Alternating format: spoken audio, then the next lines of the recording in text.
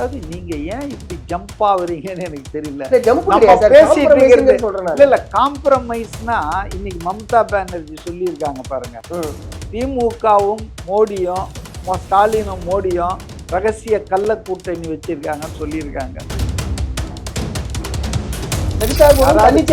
காதுல பூ வச்சுக்கிறோம் சொல்லுங்க. சென்சார் போர்டு வந்து தன்னிச்சையா செயல்படுதான். ஏங்க இது வந்து விஜய நிர்பந்தப்படுத்தி விஜய கையை முறுக்கி அவருக்கு அழுத்தம் கொடுத்து அவரை வந்து இவங்க கூட்டணியில கொண்டு வரணும்னு அவங்க எல்லா விதமான ஆயுதத்தையும் எடுத்தாங்க. அதுல ஒரு ஆயுதம் தான் இன்ஃபர்மேஷன் பிராட்காஸ்டிங் முருகன் கண்ட்ரோல்ல இருந்து சென்சார் போர்டு. தமிழ்நாடு அதிகாரிகள் தமிழக அரசு நேற்று வரைக்கும் டிஎம்கே முன்படுத்திட்டு இருந்த ஆர்டிஓ கலெக்டர் எஸ்பி தாசில்தார் அவனுங்க தான் இன்னைக்கு தேர்தல் ஆணையம் என்ன வானத்துல இருந்து குடிக்கிறாங்களா? 1லேருந்து 2 இங்க விரிவாக்கத்தில் இருந்தார். அண்ணா நகர் வழியா போயிடக்கூடாதா பிரச்சாரத்தை முடிக்கலாம் ஸ்டாலின் கிட்ட சொல்லுவாங்களா? இதுல எப்படிங்க நீங்க ஒருத்தருக்கு ஒரு நாள் பூரா சுத்திட்டு இருக்காரு ஸ்டாலின் திருநெல்வேலி கன்னியாகுமரி அவர் கேட்டுக்கிறதுன்னு மத்தியானத்தை மாற்றி ஈவினிங் வெயில் தாக்கம். ஆனா இவருக்கு 12 to 1 கொடுக்குறாங்க. உச்சி வெயில் மண்டையை போடும். அப்பதானே எவனாவது மயக்காட்சி விடுவான். அண்ணா எல்லாரும் வந்துட்டாங்கன்னா பெண்கள் எல்லாம் வந்துட்டாங்க. அண்ணா நாங்க நிக்கிறோன்னா வெள்ளை கலர் சட்டை போட்ட நாங்க எல்லாரும் காவலர்களாக நிக்கிறோன்னு அப்படின்னு சொன்னாங்கல்ல. அப்ப அந்த காவலர்கள் இந்த மாதிரியான அசம்பாவிதம் நடக்கும்போது எங்க போனார்? அப்ப இந்த சமூகத்துல நீங்க அங்கீகாரத்தை பெறணும், அதிகாரத்தை அடையணும்னா சில காம்ப்ரமைஸ்கள் பண்ணி தான் ஆகணும். காம்ப்ரமைஸ் இல்லாம திருப்பரங்குன்றத்துல நிர்மல்குமாரை நிக்க வைக்கிற மாதிரியான ஒரு காம்ப்ரமைஸ். அதாவது நீங்க ஏன் இப்படி ஜம்ப் ஆகுறீங்கன்னு எனக்கு தெரியல. பேசிட்டு இருக்கிறது இல்ல காம்ப்ரமைஸ்னா இன்னைக்கு மம்தா பானர்ஜி சொல்லியிருக்காங்க பாருங்க. திமுகவும் மோடியும் ஸ்டாலினும் மோடியும் ரகசிய கள்ள கூட்டணி வச்சிருக்காங்கன்னு சொல்லியிருக்காங்க. அமித்ஷாவும் விஜயும் கள்ள கூட்டணி இல்ல நான் மம்தா பானர்ஜி சொல்றத சொல்றேன். நீங்க யார் சொல்றத சொல்றீங்க? மம்தா பானர்ஜி 15 வருஷமா ஒரு சீஃப் மினிஸ்டர். சும்மா பதிலுக்கு பதில் பேசக்கூடாது. மம்தா பானர்ஜி ஒரு கட்சியை நடத்திட்டு இருக்காங்க. 15 வருஷமா ரூலிங் பார்ட்டி வெஸ்ட் பெங்கால்ல. அவங்க மத்திய அமைச்சரா இருந்திருக்காங்க, முதலமைச்சரா 3 டென்யூர் இருந்திருக்காங்க. அவங்க சொல்றாங்க திமுக ஸ்டாலினும் மோடியும் கள்ள உறவு வச்சிருக்காங்க அப்படின்னு சொல்றாங்க. இன்னைக்கு எல்லா பத்திரிகையிலையும் வந்திருக்கு. ரைட்டு. நான் இதை சொன்ன உடனே நீங்க என்ன சொல்றீங்க? நீங்க எந்த அளவுக்கு பயஸ்டா இருக்கீங்க பாருங்க. இதை மறுக்கல, நான் சொல்ற விஷயத்த மறுக்கல. ஆனா என்ன பண்றீங்கன்னா அமித்ஷாவும் விஜயும் கூட்டணி. சரி, நான் உங்களுக்கு மண்டையில படுற மாதிரி சொல்றேன். சொல்லுங்க. அமித்ஷாவும் விஜயும் கூட்டணி இருக்கிறதால தான் இந்த ஜனநாயகன் படம் ஜனவரி 9ல இருந்து வராம இருக்கா? இந்த சென்சார் போர்டுல லோல் பட்டி இப்ப எலெக்ஷன் கமிஷன்ல உட்கார்ந்துட்டு இருக்கா? ஒரு தன்னிச்சையா செயல்படக்கூடிய ஒரு கமிட்டி இல்ல. யாரு சென்சார் போர்டு காதுல பூ வச்சுக்கிறோம் சொல்லுங்க. சென்சார் போர்டு வந்து தன்னிச்சையா செயல்படுதான். இது வந்து விஜய நிர்பந்தப்படுத்தி விஜய கையை முறுக்கி அவருக்கு அழுத்தம் கொடுத்து அவரை வந்து இவங்க கூட்டணியில கொண்டு வரணும்னு அவங்க எல்லா விதமான ஆயுதத்தையும் எடுத்தாங்க. அதுல ஒரு ஆயுதம் தான் இன்ஃபர்மேஷன் பிராட்காஸ்டிங் முருகன் கண்ட்ரோல்ல இருக்க சென்சார் போர்டு. பராசக்திக்கு கரெக்டா அந்த படம் வந்துருது. திமுக அது இந்தியை எதிர்த்து சொல்ற படம், மத்திய அரசை எதிர்க்கிற படம். ஆனா அந்த படத்தை கரெக்டா விடுறாங்க. விட்டுட்டு எங்கப்பன் குதிரைக்குள்ளையிலன்னு பொங்கல் விழாவுக்கு அதுல நடிச்ச நடிகர்கள் இசையமைப்பாளர்லாம் முருகன் வீட்டுல போய் உட்காந்து பொங்கல் வைக்கிறாங்க. மோடி வராரு, அமித்ஷா வராரு.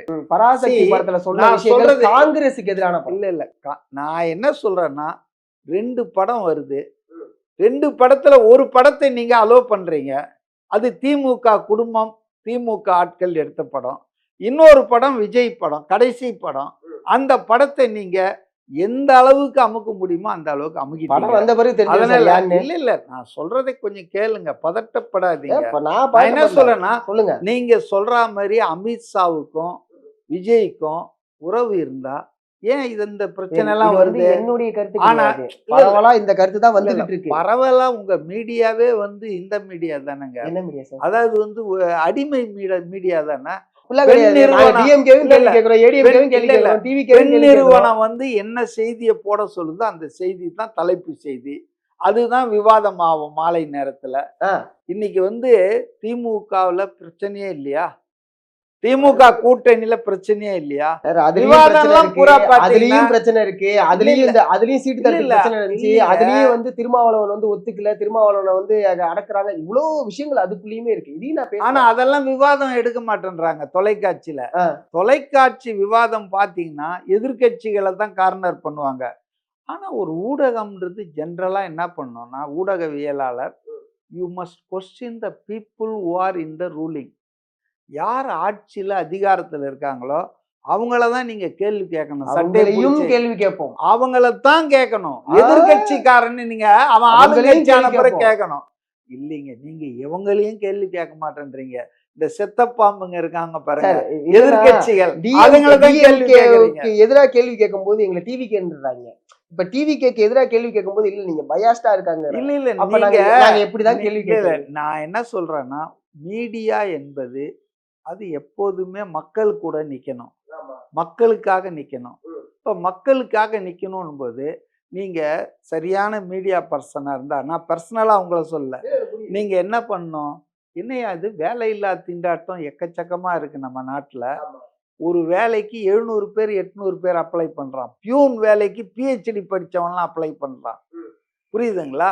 அப்ப அப்படி இருக்கும்போது வேலையில்லா திண்டாட்டத்தால இளைஞர்கள்லாம் கஷ்டப்படுறாங்க.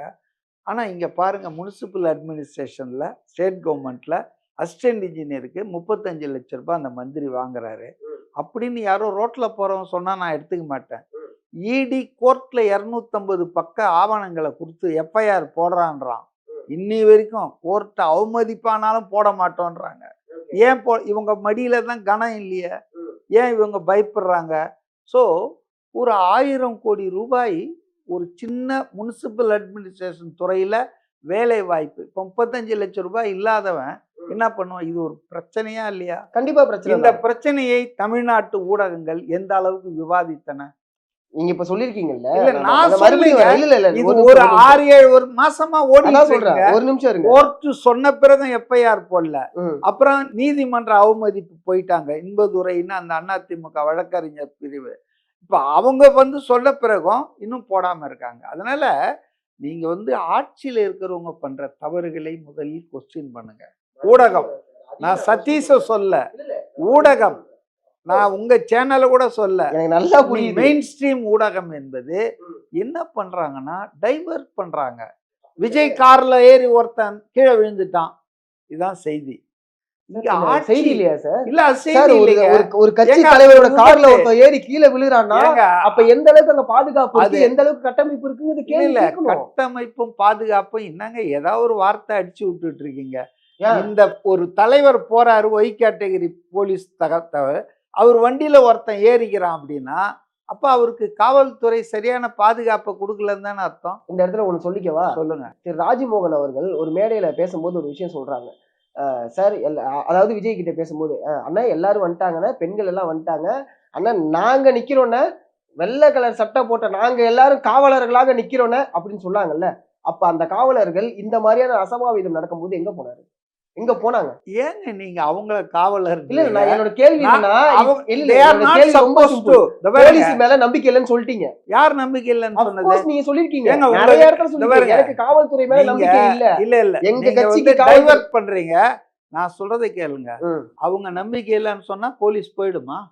போகல, இன்னைய வரைக்கும் போலீஸுக்கு நின்னுட்டு இங்க இருக்கு. பாருங்க, இன்ன வரைக்கும் நின்னுச்சு. கொளத்தூர்ல பல ஆயிரம் பேர் வந்து அங்க நிக்கிறான். விஜய் பெரம்பூர் முடிச்சிட்டு வராரு, ஒரே ஒரு போலீஸ் தாங்க இருக்குது. ஆனா 100 பேர் இல்ல, ஸ்டாலின் பின்னால 200 போலீஸ் போகுது, உதயநிதி பின்னால 30-40 போலீஸ் போகுது. இப்ப விஜய் மட்டும் பல தான் பிரச்சாரம் ஆயிரம் பேர். பண்றாரா? விஜய் மட்டும் தான் பிரச்சாரம் பண்றாரா? மத்தவங்க யாரும் பிரச்சாரம் பண்ணலையா? தாவேக்கால எத்தனை பேர் பிரச்சாரம் பண்றாங்க? அவங்களுக்கு போலீஸ் இல்ல, வேணாமா? இல்ல அவங்களுக்கு இல்ல, ஆ. நான் கேக்குறேன், விஜய் வந்து இன்னைக்கு நீங்க விரும்புறீங்களோ விரும்பலையோ, is the most popular Of course. Politician. Of course. அவர் வந்து இன்னைக்கு பிக்கெஸ்ட் க்ரௌடு புல்லரா இருக்காரு. அவர் எங்க போனாலும் ஆயிரக்கணக்கில் தான் ஆளுங்க அவரை பார்க்குறாங்க, கண்டிப்பா. கேட்க வராங்க, லட்சக்கணக்கில் கூடுறாங்க. அப்போ அவங்களும் ஒன்று, 20 பேர்கிட்ட பேசிட்டு இருக்கிற சீமானும் ஒண்ணா. சீமான் திருத்தணியில வண்டியில பேசிட்டு இருக்காரு. சுத்தி 20 பேர் கேட்டுட்டு இருக்காங்க. நான் அதை குறைச்சு மதிப்பிடல. அவர் பிரச்சாரத்தை அவர் பண்றாரு. நீங்க என்ன சொல்றீங்கன்னா, சார் அவர் மட்டுமா சார் பிரச்சாரம் பண்றாரு விஜய்? சீமானம் பண்றாரு. எல்லாருக்கும் தான் பாதுகாப்பை உறுதி பண்ணணும். ஆனா யாருக்கு அதிகமான பாதுகாப்பு கொடுக்கணும்? யாருக்கு மிக அதிகமான மக்கள் வராங்களோ, மக்கள் வந்து ரொம்ப கூடுறாங்களோ, அவங்களுக்கு தான் நீங்க பிரியாரிட்டி கொடுக்கணும். அவங்களுக்கு ஆனா priority நீங்க கொடுக்கறாங்க எங்க சார். கொடுக்குறீங்க? ஒரு priority போலீஸ் இல்ல. கொடுக்காம இந்த அவர் அளவுக்கு கேன்சல் நார்மலா பண்ணிட்டு நடக்க முடியுமா போனாருங்க. சார்? எங்க நடத்துனாங்க? சார் ரொம்ப எங்க பர்மிஷன் நடத்துனாங்க? கொடுக்கும்போது நீங்க கேன்சல் பண்ற ஒண்ணு நடக்குது. அடுத்து நீங்க சொல்றீங்க இல்ல இங்க வந்து எங்களுக்கு பாதுகாப்பே இருக்க மாட்டேங்குது. பாதுகாப்பு இல்லாம எப்படி இந்த அளவுக்கு ஒரு ஒரு பிரச்சாரத்தை நார்மலா கொண்டு போக முடியும்? ஒருவேளை நீங்க சொல்ற மாதிரி அங்க போலீஸே இல்ல. அங்க வந்து அதனால தான் இவங்களுக்கு நீ இல்ல. கேன்சல் பண்ணிட்டு போயிட்டாரு. கொளத்தூர்ல இன்னொரு விபத்து வரக்கூடாதுன்றதால தான் கேன்சல் பண்ணிட்டு போயிட்டாரு. ஏங்க போலீஸு நீங்க சொன்ன இடத்துல, நீங்க சொன்ன நேரத்துல தான் அவர் பிரச்சாரத்துக்கு வராரு. அவரை பொறுத்தவரையில is a law abiding citizen. இன்னைய வரைக்கும் சட்டம் என்ன சொல்லுதோ அனுமதி கொடுத்தா தான் அவர் வராரு, பேசுறாரு. அப்போ நீங்களே அனுமதி கொடுப்பீங்க, நீங்களே வந்து இந்த இடம் சொல்லுவீங்க, இந்த நேரம் சொல்லுவீங்க. ஆனா யாருமே அங்க வரமாட்டீங்க. மக்கள் அப்படியே குழுமி அடிச்சுக்கின்னு எதா ஆகட்டும், நம்ம அதை வச்சுக்கின்னு ஒரு 10 நாள் பிரச்சாரம் பண்ணிடலாம். நம்ம 5 வருஷம் பண்ண அலங்கோல ஆட்சியை பற்றி யாரும் பேச மாட்டாங்க. நான் என்ன கேட்குறேன்னா, இன்னைக்கு தேர்தல் ஆணையத்தின் கண்ட்ரோலில் தானே இருக்கிறதா சொல்கிறாங்க நிர்வாகம். கண்ட்ரோல்ல தானே இருக்கு. இல்லை இல்லை, இல்லையா? தேர்தல் ஆணையம் கண்ட்ரோலில் இருந்தால் யாருடைய கண்ட்ரோல்ல இருக்கு? தமிழ்நாடு அதிகாரிகள்ங்க. தமிழக அரசு நேற்று வரைக்கும் டிஎம்கேக்கு சொம்பு அடிச்சிட்டு இருந்த ஆர்டிஓ, கலெக்டர், எஸ்பி, தாசில்தார் அவனுங்க தான் இன்னைக்கு தேர்தல் ஆணையம் வானத்துலேருந்து குதிக்கிறாங்களா? இல்லை டெல்லியிலேருந்து பாராசூட்டில் அனுப்பிச்சாங்களா? யாரை வச்சு தேர்தல் ஆணையம் செயல்படுது? அதுக்கு ஒன்றும் ஓன் எம்ப்ளாயீஸ் கிடையாது. சென்ட்ரல் கவர்மெண்ட்டு, ஸ்டேட் கவர்மெண்ட் எம்ப்ளாயீஸை பயன்படுத்துகிறாங்க. நேற்று வரைக்கும் இவன் வந்துட்டு திமுக எம்எல்ஏக்கு பின்னால் சொம்பு தூக்கிட்டு போயிருந்தவன் இன்னைக்கு உடனே தேர்தல் ஆணையத்து கண்ட்ரோலில் வந்த ஒன்றும் அப்படியே இதாகிடுவானா? அப்ப விஜய் அப்ப நீங்க சொல்றபடி பார்த்தா விஜய்க்கு பாதுகாப்பு கொடுக்குற காவல்துறையினர் யாருமே அங்க இல்லையா? விஜய் வந்துங்க ஒய் பிரிவுங்க. இல்ல நான் சொல்றது மக்களை கண்ட்ரோல் பண்ண இல்லைங்க. மக்களுக்குமே டிராபிக் ஆளே இல்ல, ஆளே இல்ல. நானே கண்ணால பார்த்தேன். இவ்வளவு கூட்டம் இருக்குது, ஒரே ஒரு போலீஸ்கார் இருக்காரு. அவர் என்னங்க பண்ணுவாரு? ஆனா 30 பேர் உதயநிதி போறாரு, 40 போலீஸ்காரன் பின்னால போயிட்டு இருக்கான். அதே உதயநிதி பஸ்ல ஏறும்போது இதுக்கு எலெக்ஷன் கமிஷன்கிட்ட பர்மிஷன் வாங்கணும். பர்மிஷன் வாங்காம எதுக்கு எழுதுனீங்க? இது லைக் எலெக்ஷனுக்கு எதிரான ஒரு விஷயம், அந்த வரையறைக்கு எதிரான ஒரு விஷயங்கிற விமர்சனமும் முன்னாடி வந்துச்சுல்ல. என்ன விமர்சனம்? கேஸ் போடணுங்க. இப்போ விஜய் மேல 5 பிரிவுகளில் வழக்கு போட்டிருக்காங்கல்ல, தேர்தல் விதிகளை மீறிட்டாருன்னு. அது மாதிரி இப்போ உதயநிதி மேலேயோ ஸ்டாலின் மேலேயோ போட்டிருக்காங்களா? போட சொல்லுங்களேன். இவர் வந்து ரோட் ஷோ பண்றாரு, ஓப்பன் ஜீப்ல வராரு ஸ்டாலின். எல்லாருக்கும் அந்த மாதிரி அலோவ் பண்றாங்களா? உதயநிதி ஓப்பன் ஆட்டோல வராரு. சொன்னீங்க விஜய் அவர்கள் வந்தா கூட்டம் கூடி ரோட் ஷோ பண்ணா பழைய மாதிரி ஆயிடும். எப்படி சார் பண்ண முடியும் எலெக்ஷன் டைம்ல? நீங்க தான் சொல்றீங்க ரோட் ஷோ யாருக்கும் அனுமதி இல்லைன்றீங்க, எந்த கட்சிக்கும் நாங்க அனுமதிக்க மாட்டோம்ன்றீங்க. ஆனா ஸ்டாலின் ரோட் ஷோ பண்றாரு, உதயநிதி ரோட் ஷோ. பாருங்க, நீங்க வந்து ஒரு அட்லீஸ்ட் தேர்தல் காலத்திலேயாவது நடுநிலையா இருக்கணும், நியூட்ரலா இருக்கணும். எல்லாருக்கும் சம வாய்ப்பு. இல்ல எல்லாருக்கும் சம வாய்ப்புகள் கொடுக்கணும். எல்லா அரசியல் கட்சி, அது சின்ன கட்சியோ பெரிய கட்சியோ ஆளுங்கட்சியோ ஆண்ட கட்சியோ, ரிகக்னைஸ்ட் பொலிட்டிக்கல் பார்ட்டியோ அன்ரிகக்னைஸ்டு வெறும் ரிஜிஸ்டர்ட் பொலிட்டிக்கல் பார்ட்டி, அதெல்லாம் கிடையாது. அந்த விளையாட்டுல லெவல் பிளேயிங், எல்லாரும் ஒரே நிறை. ஆனா இங்க திமுக காரங்களுக்கு பாத்தீங்கன்னா எந்த பிரச்சனையும் இருக்காது. நீங்க எதாவது பார்த்துருக்கீங்களா? திமுக ஆட்கள் வந்து தேர்தல் ஆணையத்தை பற்றி ஏதாவது கம்ப்ளைண்ட் பண்ணி பார்த்துருக்கீங்களா? பார்க்கவே முடியாது. ஆனால் எல்லா கட்சிக்காரனும் கம்ப்ளைண்ட் பண்ணுறான். ஏன்னா இன்னும் அந்த நிர்வாகம், திமுக ஆதரவு அதிகாரிகள், வெஸ்ட் பெங்காலில் வந்து மோடி, அமித்ஷா 800 பேரை மாற்றிட்டாங்க. இந்த கோட் ஆஃப் கான்டக்ட் வந்த ஒன்றும் யார் யார் தெரியுங்களா? Chief secretary, home secretary, DGP, district collectors, district SP எல்லாம் மாற்றிட்டாங்க. தமிழ்நாட்டில் என்ன நடந்திருக்கு? முதல்ல ஒரு 4 எஸ்பி, கரூர் எஸ்பி உள்பட மாற்றினாங்க. அப்புறம் ஒரு 4 எஸ்பியை மாற்றினாங்க. அப்புறம் விஜய், யாதவ் அர்ஜுனா எல்லாம் போய் அந்த அர்ச்சனா பட்நாயக் கிட்ட என்னங்கம்மா நடக்குது, போலீஸ் ரொம்ப மோசமாக போகுதுன்னு கொஞ்சம் அந்த டிஜிபியை மாற்றி இவருக்கு எந்த தேர்தல் டியூட்டியும் கொடுக்கக்கூடாதுன்னு சொல்லி அவங்க ரத்தோரை கொண்டு வந்து போட்டிருக்காங்க. அது ஒரு மாற்றம் தான் வந்திருக்கு. பெங்காலில் 800 பேரை மாற்றின தேர்தல் ஆணையம் இங்கே 8 பேரை மாற்றிட்டு உக்காந்துட்டு இருக்கு. அதே கமிஷனர் ஆஃப் போலீஸ் அருண் தான். இப்போ நேற்று ஏன் கேன்சல் பண்ணாங்க கொஞ்சம் சொல்லுங்களேன் ரீசன். நீங்கள் ஊடகவியலாளர் நீங்கள் சொல்லுங்க. நேற்று அவர் வில்லிவாக்கத்துலேயும் டி நகர்லையும் இன்னைக்கு அதை பிரச்சாரம் பண்ணுறதுக்கு அவருக்கு அனுமதி கொடுத்தாங்க முதல் நாள் ராத்திரி. ஆனால் கொடுத்த வேகத்தில் அந்த அனுமதியை திருப்பி வாங்கி டைம் வந்து 2 மணிலேருந்து 6 மணி வரைக்கும் டி நகர் கொடுத்துருந்தாங்க. தப்பு கிடையாது, தேர்தல் அதிகாரியே கொடுத்துட்டாரு. ஆனால் அவரை வந்து காவல்துறையினர் நெருக்கடி பண்ணி திருப்பி அந்த உத்தரவை வாங்கி 2லேருந்து 3 1 ஹவர் 1லேருந்து 2 இங்கே வில்லிவாக்கத்தில் இருப்பாராம்.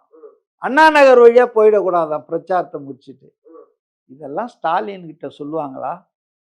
இல்லை நயினார் நாகேந்தர்கிட்ட கூட சொல்ல மாட்டான் இந்த போலீஸு, பயப்படுவான். ஆனால் விஜய் கிட்ட வந்து நீங்கள் வில்லிவாக்கம் முடிச்சுட்டு நீங்கள் இப்படி போயிடக்கூடாது, அண்ணா நகர் வழியாக டி நகருக்கு போகக்கூடாதுன்னா அப்புறம் இதெல்லாம் என்ன இது? 1 ஹவரில் வந்து பிரச்சாரம் எப்படிங்க முடிக்க முடியும்? அப்படி என்ன தெரியுமா, முடிக்க முடியாது இல்லை.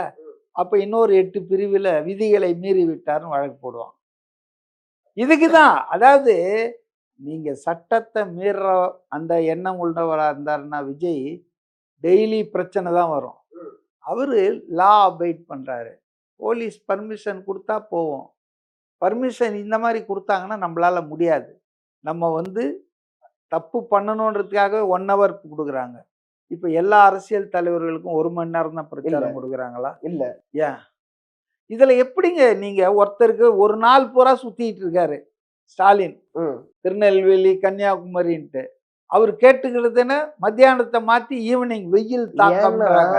ஆனா இவருக்கு 12 to 1 கொடுக்குறாங்க. உச்சி வெயில் மண்டையை போலப்பா. அப்பதானே எவனாவது மயக்காச்சு விழுவான். அப்ப நான் என்ன சொல்றேன்னா, எப்படி நீங்க வந்து 2 லீடர் ஒரே இடத்துல கிளாஷ் வருதுன்னு சொன்னா ஓகே. அவர் எங்கேயோ இருக்காரு, இவர் எங்கேயோ இருக்காரு. விஜய் கேட்குற இடத்துல வேற யாரும் பிரச்சாரம் பண்ணல தலைவர்கள். அப்போ அவருக்கு வந்து அந்த ஒரு நாள் ஒன்றும் வேணாம். முதல் அவர் வந்து மனு தாக்கல் பண்ணுறதுக்கு முன்னாலே பெரம்பூரில் ஒரு 5 இடத்துல பிரச்சாரம் பண்ணுறதுக்கு அவர் பர்மிஷன் கேட்டார். பர்மிஷன் கொடுத்துட்டாங்க, அதாவது எழுதி கொடுத்துட்டாங்க அந்த ஆப் மூலமாக. அந்த கரெக்டாக அந்த சம்பவம் நடக்கிறதுக்கு முதல் நாள் ராத்திரி எந்த இடத்த கேட்டாரோ, முல்லை நகரோ ஏதோ சந்திப்பு பேசறப்ப அங்கே வந்து டக்குன்னு கார்பரேஷன் வந்து பள்ளத்தை தோன்றான், பேரிகேட் போட்டான். இவர் எந்த இடத்துல பர்மிஷன் கேட்டாரோ உடனே என்ன சொல்றாங்கன்னா, அந்த இடத்துல வேலைகள் நடப்பதால் உங்களுக்கு அனுமதி இல்லை. அது எப்ப அனுமதி? எலெக்ஷன் கமிஷன் சொன்னது தானே? எலெக்ஷன் கமிஷன் தாங்க. எலெக்ஷன் கமிஷன்றது யாருங்க? அதுக்கு இல்ல எலெக்ஷன் கமிஷன்றது அது உருவம் தானே. ஒருவேளை தாவேகாவுக்கு சாதகமா இருந்தா எலெக்ஷன் கமிஷன் வந்து இப்ப நீங்க சொல்ற குற்றச்சாட்டுக்குள்ள தாவேகாவுக்கு ஏங்க சாதகமா இருக்கணும்? நடுநிலையா இருக்கணும், நடுநிலையா இருக்கணும்.